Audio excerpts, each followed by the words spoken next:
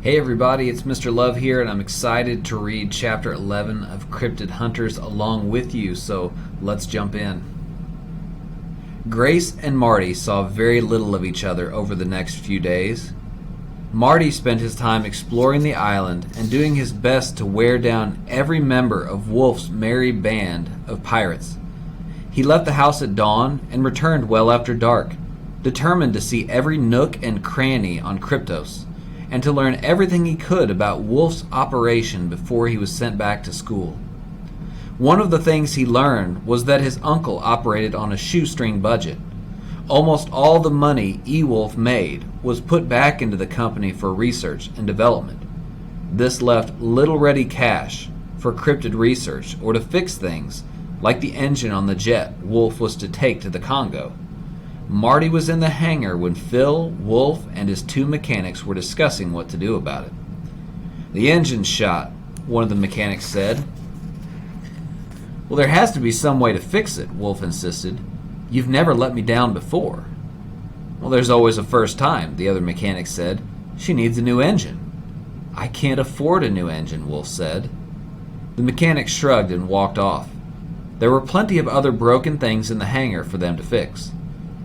"What are you going to do?" Phil asked. "I have no idea." "What about Ted? I bet he could come up with something." Wolf shook his head. "I haven't even seen him since I got back to the island. He's sealed in his lab working on something. You know how he is." "Yeah," Phil said, "he's weird."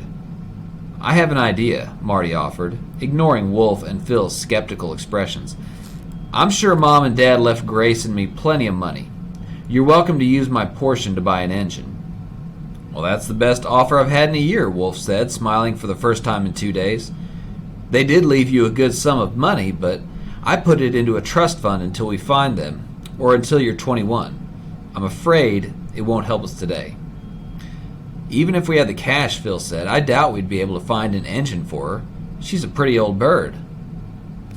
Wolf explained to Marty that their expedition money came from contract work. They hired themselves out to conduct scientific surveys for universities and governments. "And our next contract isn't until the summer. Until then, we have a slight cash flow problem." "What else is new?" Phil asked. "Where's the contract?" Marty asked. "New Zealand. Look, Phil and I have to make some phone..." "Will Grace and I be going with you?" "Yes, we've been hired to help a research team to get a good look at a kraken." "What's that?" "Giant squid, also known as Architeuthis." Wolf and Phil started to walk away. Marty followed. "Like the ones in the aquarium?" "No, those are a very common species. Over the years, a few giant squid have washed up on the shore, but no one's ever been able to study a live specimen." "Wow, New Zealand. Now, if you don't mind, Sure," Marty said. "I'll just go poke around the island some more." The rule about not exploring the island alone had been forgotten almost immediately, as Marty hoped it would be. Everyone was too busy getting things ready for the Congo trip to pay much attention to what Marty was doing, although Wolf did periodically check in with him on the gizmo to make sure he was okay. In fact, Marty had pestered everyone so much one morning, Phil gave him a helmet and a dented but serviceable four-wheeler. "Here's the deal," Phil said before handing over the keys. "You have to spend at least 6 hours a day riding this thing, and I don't want you anywhere near the hangar when you're on it. You're a great kid, but we have a lot of work to do, and you're driving everyone crazy. Do I make myself clear?" "Yes, sir." Marty gave him a salute. "Then get out of here." "Did you figure out what to do about the jet?" "No, now, I'm out of here," Marty said. The only place Marty had not gained access to was the second Concept hut, known as the QAQ, the Question and Answer Concept, which is where all the R&D, research and development, was done for E-Wolf. No one was allowed inside except Wolf, his partner, Ted Bronson, and the half-dozen scientists that worked on Ted's research team. Marty had waylaid each member of the team on their way into the building in an attempt to talk his way inside, or at least find out what they were doing in there, but they were a tight-lipped bunch with a very different look from the mechanics who worked in the jet concept with grease under their nails and whisker stubble on their faces. The QAQ gang carried heavy briefcases, wore thick glasses, and were uniformly pale, as if they didn't get much sun. Ted Bronson actually lived inside the QAQ, and the rumor was that he had not stepped outside its doors in more than 3 years. When Marty asked Phil about the rumor, he said, "It's been longer than that." Grace spent her time in the library, but she was not reading books. Laurel was teaching her to walk on the high wire. The library floor was covered with mattresses to soften her many falls. She had managed to make it across the thin wire at 6 inches, a foot, and a foot and a half. But at 2 feet high, she had yet to make it halfway across. She fell over and over again, but she didn't mind. Laurel was teaching her a great deal more than how to balance on the thin wire. "My brother was born under the big top and loved every aspect of circus life," Laurel told her one day. She tried her hand at acrobatics, the high wire, training bears. She was even shot out of a cannon a time or two. But her true love was the trapeze. I wish you could have seen her. When I was little, I thought she could actually fly, and I wondered where she hid her wings when she was on the ground. But I learned that she didn't have wings. Laurel paused. Her last performance went flawlessly until the finale. A quadruple somersault. A very difficult feat, but one she had completed 1,000 times before. This time, though, the catcher was a fraction of a second late. When she came out of the 4th rotation, his hands weren't there, and she fell. "Wasn't there a net?" Grace asked. "Yes, but she only caught the very edge of it. It wasn't enough to stop her from hitting the ground." "I'm so sorry." Laurel gave her a wistful smile. She died doing what she loved and what she was born to do. My father never got over it. He changed his clown makeup from a smile to a sad frown. And when the grease paint was off, the sadness still remained. She was his life. It took me a long time to get over it, too. Before the fall, my parents had to watch me every second of the day.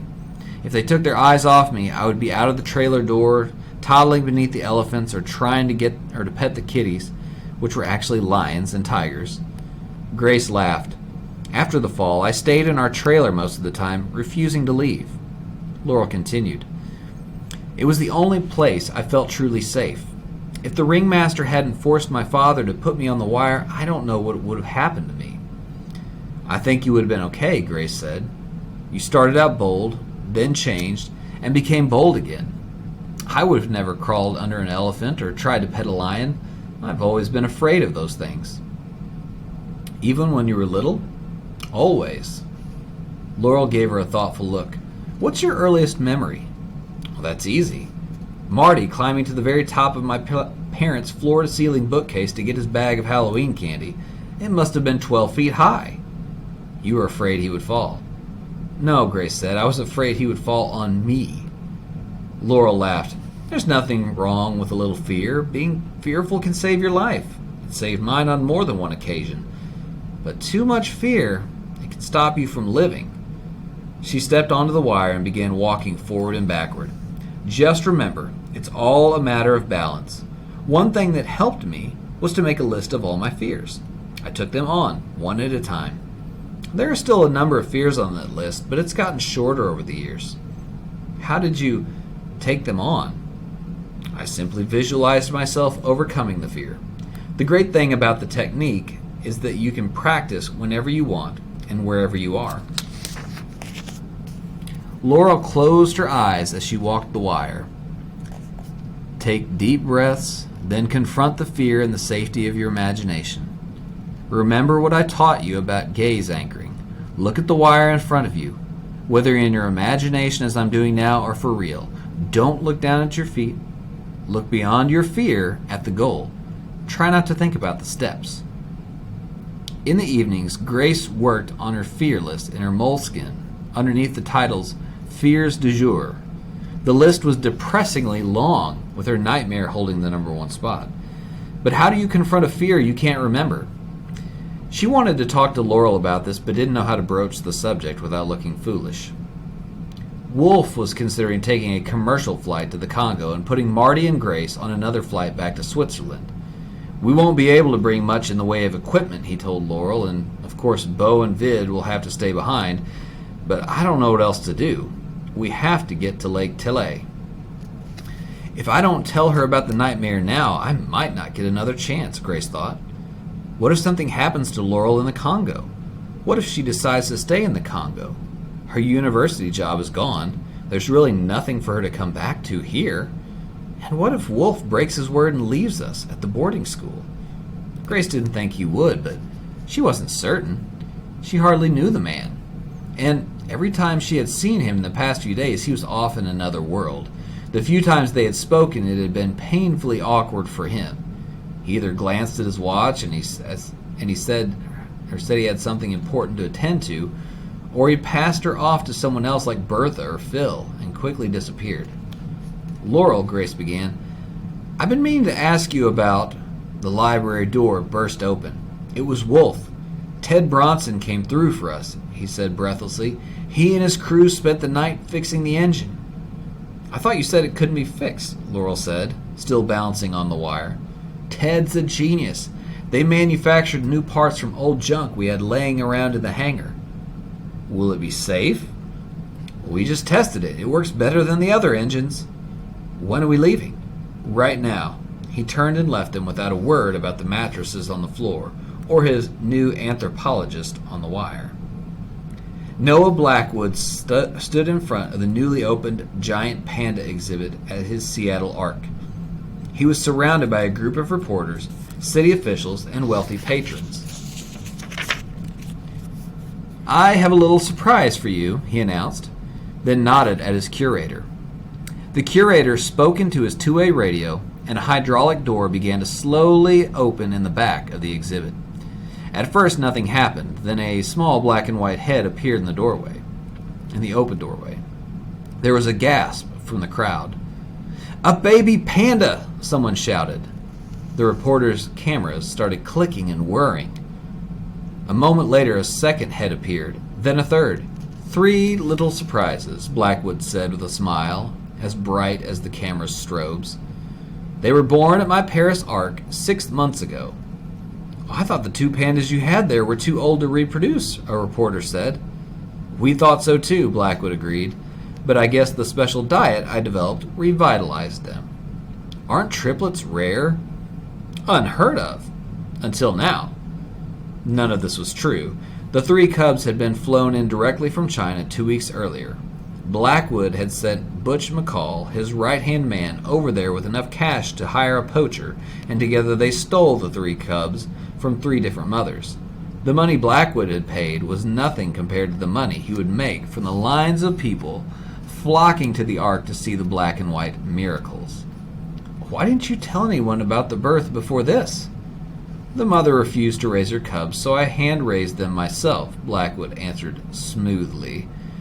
I kept it quiet to reduce the cubs' stress level. I felt their survival far outweighed any need for publicity. His cell phone rang. Excuse me. He stepped away from the crowd to answer it. Wolf has left the island, a man said. How? In his jet.